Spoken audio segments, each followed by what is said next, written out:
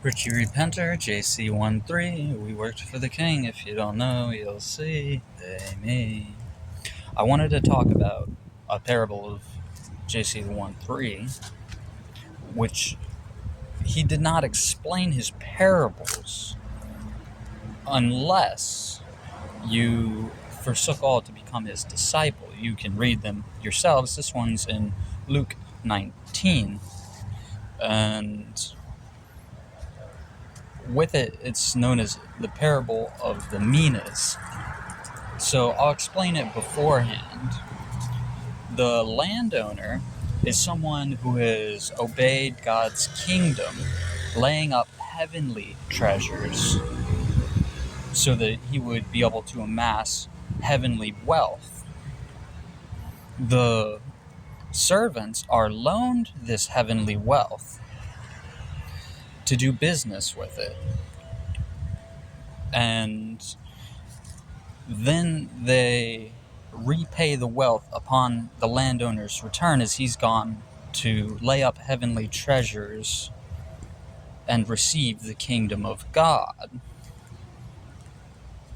The person who puts away their wealth that's been trusted in them is someone who has not taken into account the power of God, the wealth of heavenly treasures, and did not know the ways of the world, which are often business. And the enemies at the end are people who did not do as we were supposed to for the kingdom of God, and they're off to hell. So the parable starts like this. The kingdom of heaven is like a nobleman, a landowner, who sets stewards over his estate. To one he entrusts 10 talents, to another he entrusts 5 talents, or minas, and to a third he entrusts 1 mina, or talent. These are different measurements of wealth. Mina's often larger than a talent, but enough to do business. And he goes off on a journey to receive a kingdom. People did not want this man to rule over them. And as he returns from his journey, he comes to the stewards of his estate and asks, "How has business done while I was gone?" To one who he had entrusted 10, he says, "Behold, your 10 minas has made 10 more minas." And he says, "Ah, you faithful servant, you will be put over 10 cities." And to the one with 5, he says, "And how much for you? Your 5 minas have made 5 more minas." He says, "Ah, faithful servant, you will be over 5 cities." And to the one with 1, he says, "And your business?" And he says, "Well, I knew you were a stern man who had reaped that which he had not sown and gathered from those which were not his. So I feared you, and I kept it locked away. It's safe in this handkerchief. But behold, it is here for you." He says, "You faithless and wicked servant, you had known that I was a stern man, and I condemn you with your own words, reaping from that which I had not sown and gathering from that which was not my own. Would you have at least had put it in the bank that it might have gained interest? Take away his treasure from him, give it to the one who had 10. And as for these enemies of mine, have them slain before me." And they say, "Oh, but that one already has 10.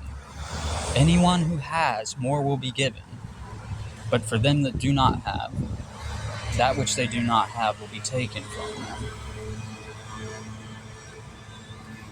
So with laying up heavenly treasures, you are in work service to God, and oftentimes not receiving your wage for it. This is like a heavenly bank account, as some people have heard. And the power of God is being denied in these days, and we shouldn't deny the power of God. Someone who works rightfully deserves their wage.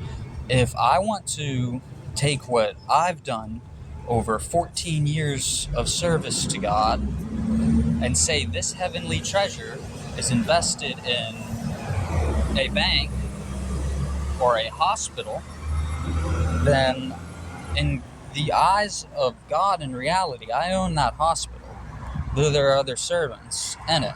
And these servants that are not doing as I'm saying are destined for death and going to hell. But it would produce the heavenly profit capable of doubling itself up. And if it were a bank, of course, people know how banks work, right? If you own the bank, other people put in the money, and you can loan out 90% of the money that's put into the bank. You can basically make profit off of a hospital that God says you own. You can create medicines with God's heavenly bank account, having laid up these heavenly treasures. And Jesus says that you should lay up heavenly treasures and do not lay up treasures on the earth, which is why people are often defying the jealous God of wrath and being employed by another being than God. However, Jesus had once quoted as well, "You yourselves call yourselves gods. Why are you upset that I am saying I'm the Son of God?" So, by serving others and denying God, you're a servant to another deity replacing him. Were it someone like Jesus or myself that you were serving, we would have the right to say, yes, 50% of all your service has gone to God. And Jesus says to even be as holy as God himself. So it's possible to say, by you serving one of the stewards or noblemen of the kingdom of God, then you have served God.